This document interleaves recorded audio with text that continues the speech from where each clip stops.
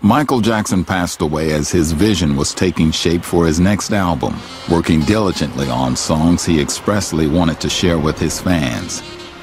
He had left behind a unique roadmap for his creative vision in the form of notes and detailed conversations with the people he was working with, as well as those he was planning to work with. After his passing, it soon became clear to both the Michael Jackson estate and Sony Music that there was an obligation not only to Michael's fans, but to Michael himself to keep this amazing music from gathering dust in the vault. It was decided the album that was taking shape needed to be properly completed and released in a thoughtful, dignified way that would honor Michael's legacy. Hi, I'm Teddy Riley. I'm Akon. My name is Eddie Casio. Hey, this is Lenny Kravitz. In the industry, people refer to me as Nephew. My name is Curtis Jackson, better known as 50 Cent. I've been a Michael Jackson fan since I can remember. When I started going to school at 5, I used to come home and see the Jacksons' cartoons, the Jackson 5. The first Michael Jackson record I bought was Thriller, actually. The Thriller album was amazing. I remember being a little kid watching Thriller and being a little scared of the video. I've been a fan of Michael Jackson since I was 5 years old. I grew up in church, played in church. I didn't know if the Thriller records are off the wall or bad.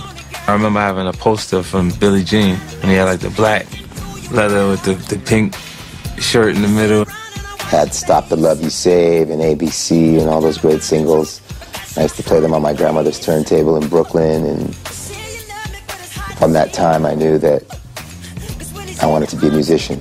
I remember being older and going to the skating rink. Next thing you know, I heard this sound. It was like, oh! And I didn't know who he was, but the way that music impacted me and that song, I just know after that I was always searching for who that was. But it was too probably later in like my college years till I found out that was a guy named Michael Jackson. You know, you get the sensation that he was magical. That's what I grew up believing, that he was just this magical person. And he was. We all modeled our career after his, you know, and gave us the motivation to become what he was and try to advance and accelerate to that level. I don't think anyone you can actually compare anything or anyone's career to Michael Jackson's career. So I've been a fan.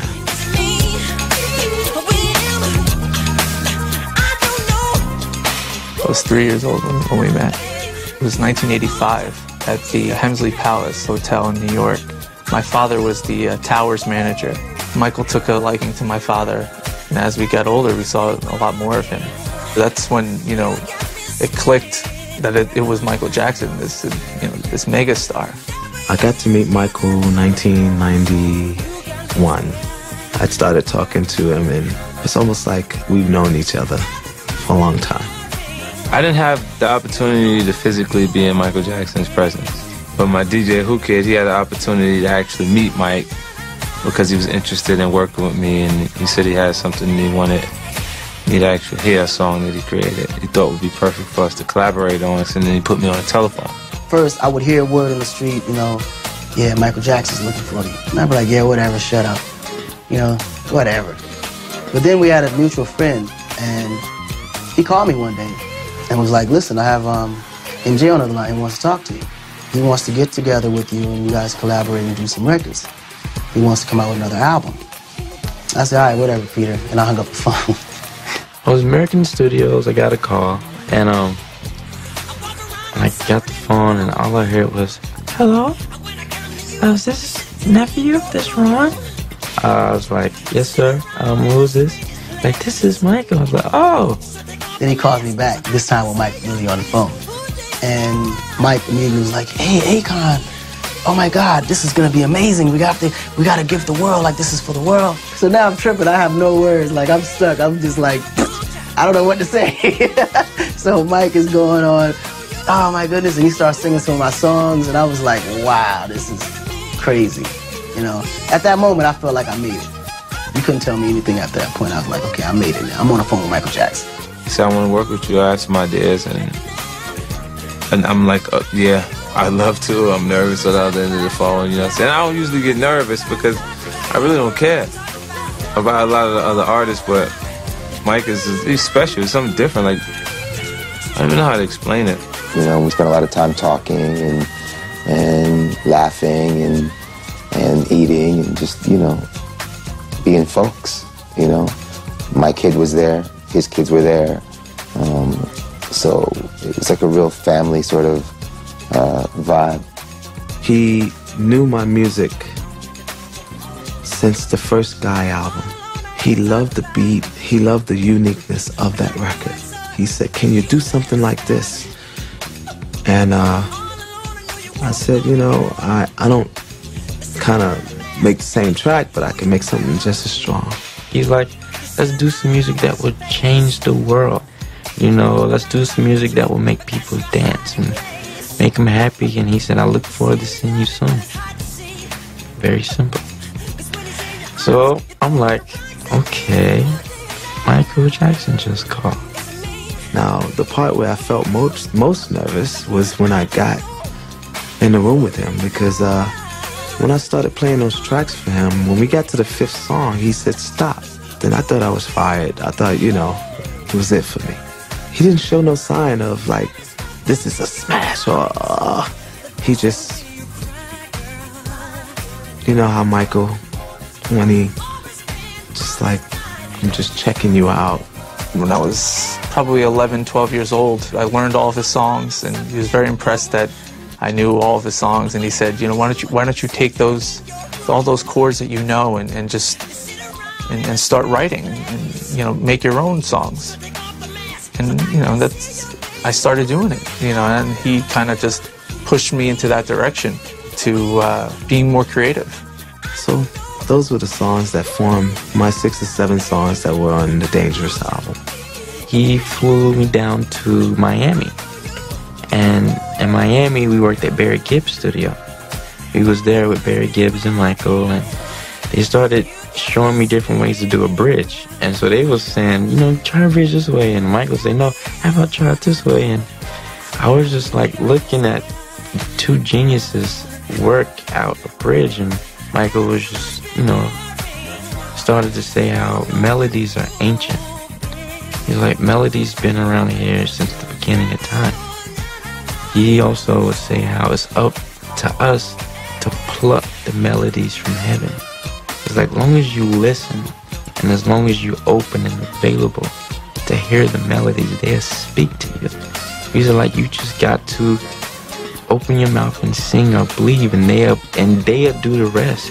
And to see somebody after so many years of being in the business still have passion and drive and still loves the studio experience was beautiful to see. I loved working with Michael. He made me better. Michael always called me at the end of his projects. If it wasn't right, I would help get it right. Do whatever I do. I get in where I fit in. I'm the finisher. So this project was no different. Because of our relationship, everyone, including members of the family, thought I would be a good person to work on the record, a good part of the puzzle. You know, he invited me over to Vegas to go see him. And his whole thing was, you know, I love your melodies, and I think we should get together. I think we can create something that would just be amazing. And, you know, what do you think? And I was like, yeah, let's go.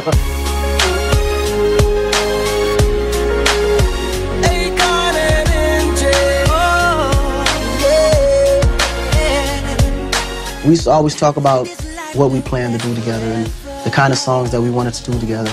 It was always on how can we take what we have, how can we use our influences, our name, notoriety to better the atmosphere in the world.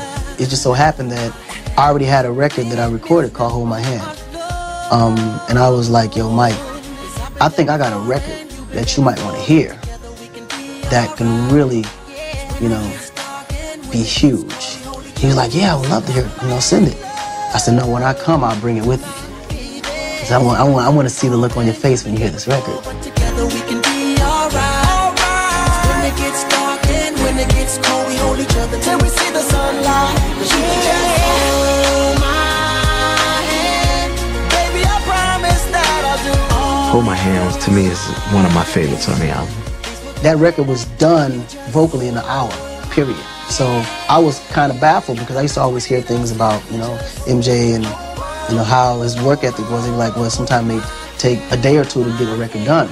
But all myths literally was out the window at that moment because I've sat there and watched him do that record in an hour. Just that quick. When he loves a song, he will knock it out. Well, unfortunately, what happened was, at the studio where we recorded the record, someone got a hold of the actual master, and the record ended up on the internet, which was devastating for both of us because it was before we added all the strings and, you know, the extra MJ ad-libs. And plus, MJ is the kind of person, when he makes a premiere, he wants it to really be premiered. For the first time ever, exclusively heard or seen. Now they have the full experience.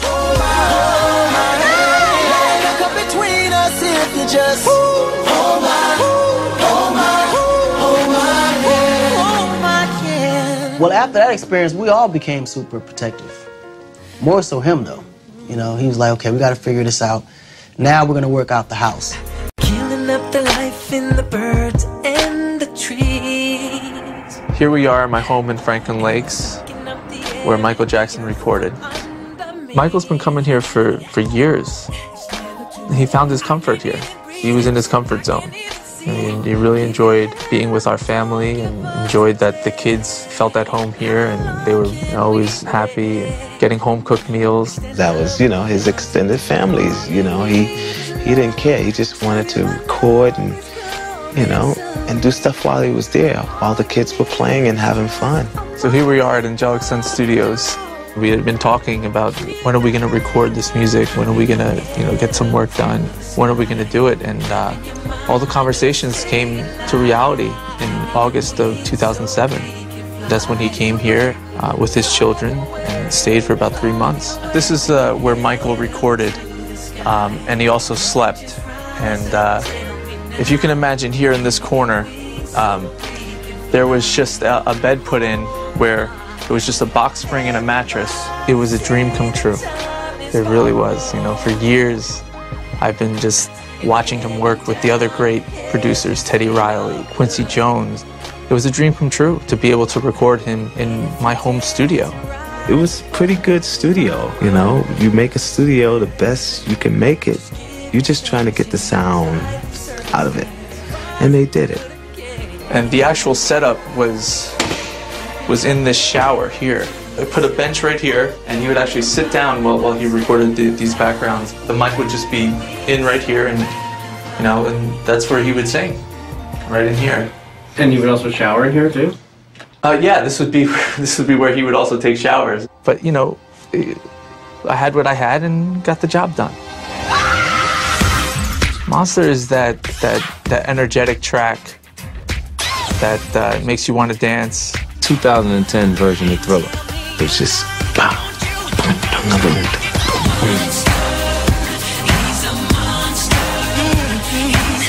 that track talks about the paparazzi. They just pop up anywhere, like monsters. After Mike passed, Michael's gone and all the confusion, you know, takes place and things settle down a little bit, and I get a call to actually come in and perform on the actual song that he intended. Michael always had it in his plans to get 50 Cent on a song. It was exciting. For me, I looked at it, I said, that's an opportunity to do what, you know, what we spoke about. Got in the studio, Teddy Riley was actually in the studio. He didn't know what he was getting into until he heard the track. He was like, man. When I sat and listened to the actual song, I was, you know, I was excited. I wrote a portion of the actual verse, and he was like, whoa, like, he's like, yo, we should stop it there. And I was like, no. I wanted to keep going. He felt like that. This is not me and Michael.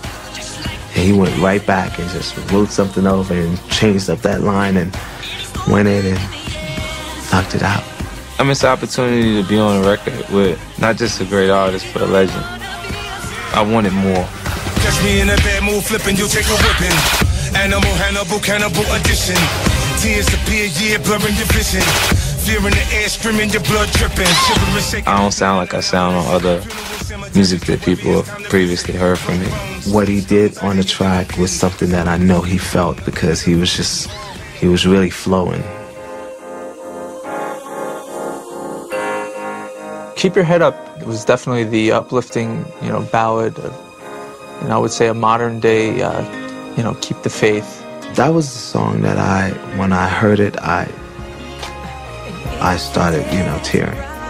Michael expressed his concern to us about environmental issues and global warming, especially, and how our time is limited here on Earth and we have to take care of it.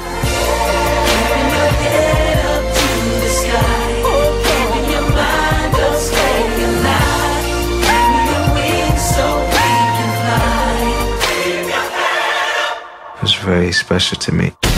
Breaking news. The third song's Breaking News. Everybody wanting a piece of Michael Jackson. Reporters stuck in the moves of Michael Jackson. When I heard it, I just wow. I know what this song could be when I touch it. It's like the personal story of Michael, and how, the paparazzi and the media is just so intrigued by anything that Michael does. They're just on him like a hawk. It was amazing. It really was. I'm truly blessed to have experienced that.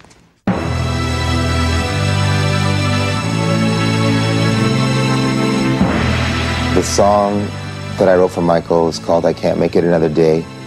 And I knew that he was coming to the studio the next day, I think it was. And so I went in and I sat there, and that's what came out of me. My life has taken me beyond the planets and the stars. It's beautiful to hear him sing the song. It's sad, especially because of the opening lyric, which is my life has taken me beyond the planet and the stars. When I hear him sing those words, it's kind of a trip,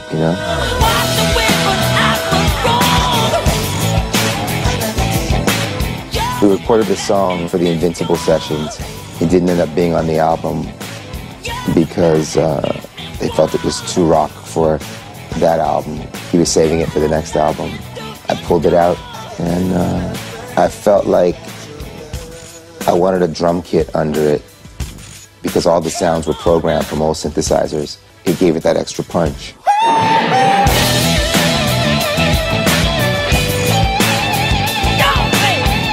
But I feel good because he sounds powerful and inspired. He put his heart into it. He truly did.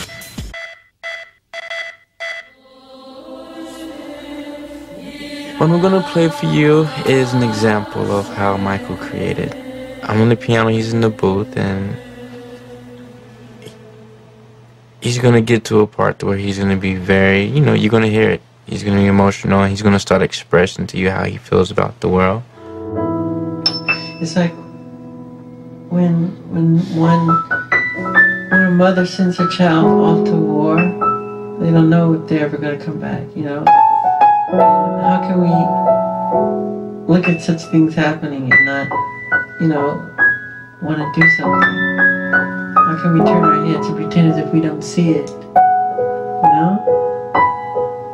I can't see people in pain and pretend if it's not there.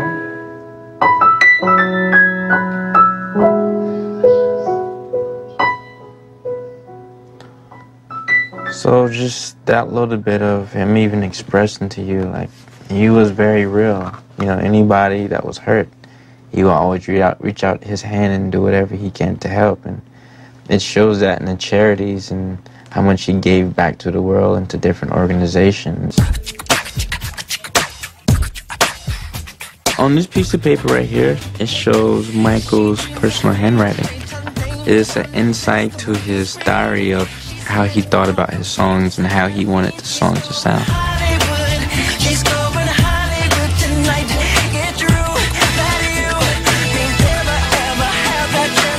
When you listen to Hollywood, struggles of a girl who had a hard time. It's a typical story you may have today.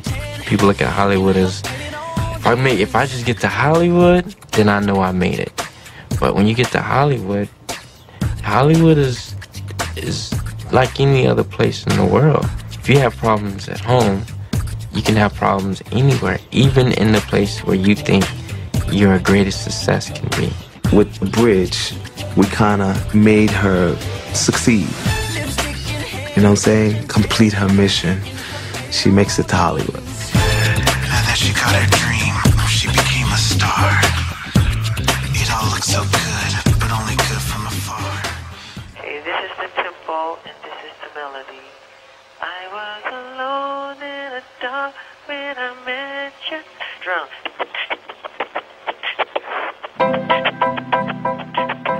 I Like the Way was a song that Michael brought to me.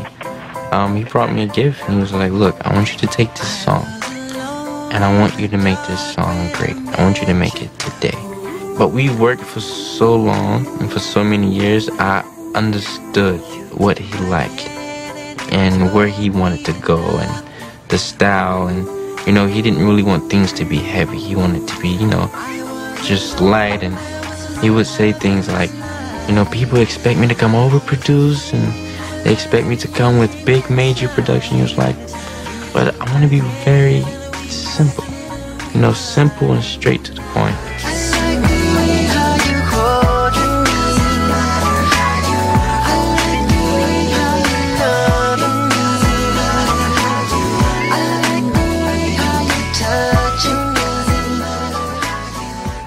Best of Joy, we knew that was one of the songs that we needed to finish musically. I am your joy, your best of joy. I am the moon that you. So after he died, you know, we took the song out of the vault and we finished his vision. Me being the last producer to work with him, I understood sonically where he wanted to go. I am forever.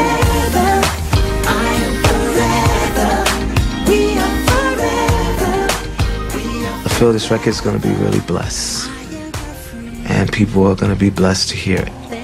I'm glad that it's in the hands of people who care.